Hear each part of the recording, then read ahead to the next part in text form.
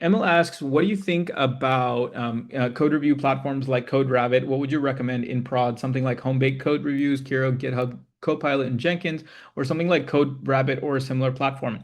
Emil, this is a great question. I think that the jury is still out on this one, and here's what I would recommend. I would recommend a hybrid approach where you may want to, if you haven't tried anything like CodeRabbit, it may be worth testing that out. And what I would do is that I would almost kind of do like an internal study with your department where you have a, internal maybe metric or generated. It wouldn't be hard if you already have access to something like Copilot or Claude Code that you'd be able to generate something that uses an MCP server to track Git commits, and you could, maybe kind of make a home-baked platform and test that and validate that against a product related thing like CodeRabbit, and maybe do that within a small team with a small number of licenses. And based on the comparison and the tools and the functionality, you'll be able to determine, hey, is this something that is worthwhile and worth the headache to be able to make this homegrown? Can we build internal tools? Is it even worth building internal tools? Or is this the type of thing where we should just completely outsource this?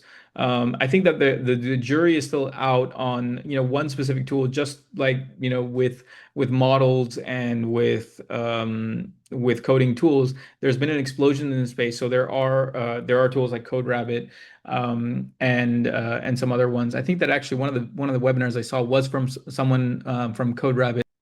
One of the advantages of a company like a code review tool company like CodeRabbit or Kiro, right, is that, well, maybe they're able to have an amassed set of data that you as an internal team may not have access to, so they'll be able to catch other types of things. That's something to consider. But I would say that it's probably worth considering on a trial basis with a limited number of seats with a core team, or a highly agile team, and then comparing that with internal tools and internal measures based on the things that we've talked about, right? Code survival rate and things like that. And maybe those already exist and get integrated at some level.